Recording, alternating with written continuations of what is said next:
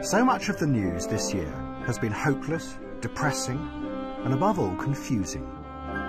To which the only response is, oh dear. But what this film is going to suggest is that that defeatist response has become a central part of a new system of political control. And to understand how this is happening, you have to look to Russia, and to a man called Vladislav Surkov, who is a hero of our time. Surkov is one of President Putin's advisors and has helped him maintain his power for 15 years. But he has done it in a very new way. Vladimir Vladimirovich Putin. He came originally from the avant-garde art world, and those who have studied his career say that what Surkov has done is import ideas from conceptual art into the very heart of politics. His aim is to undermine people's perception of the world, so they never know what is really happening. Surkov turned Russian politics into a bewildering, constantly changing piece of theatre. He sponsored all kinds of groups, from neo-Nazi skinheads to liberal human rights groups. He even backed parties that were opposed to President Putin. But the key thing was that Surkov then let it be known that this was what he was doing, which meant that no one was sure what was real or fake. As one journalist put it, it's a strategy of power that keeps any opposition constantly confused, a ceaseless shape-shifting that is unstoppable because it's indefinable. Which is exactly what Surkov is alleged to have done in the Ukraine this year. In typical fashion, as the war began, Surkov published a short story about something he called nonlinear war. A war where you never know what the enemy are really up to, or even who they are. The underlying aim, Surkov says, is not to win the war, but to use the conflict to create a constant state of destabilized perception in order to manage and control.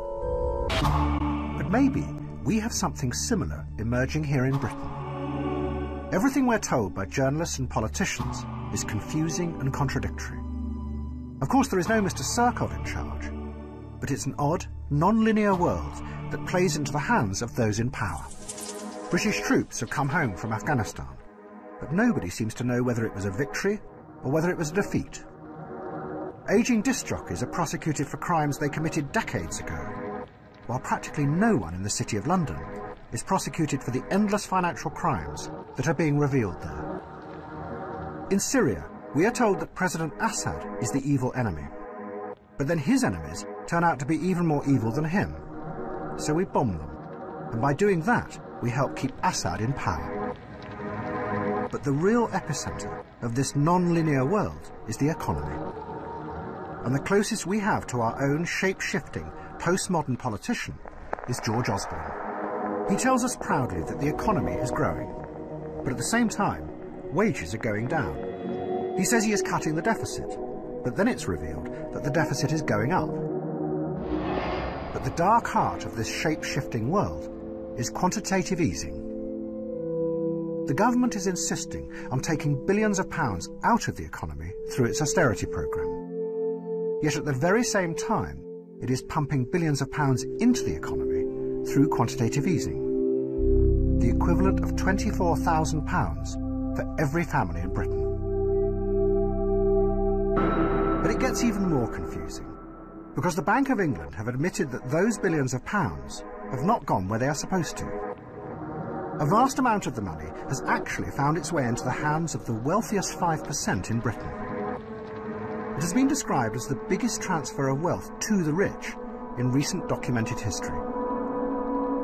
It could be a huge scandal, comparable to the greedy oligarchs in Russia. A ruthless elite siphoning off billions of public money. But nobody seems to know. It sums up the strange mood of our time, where nothing really makes any coherent sense.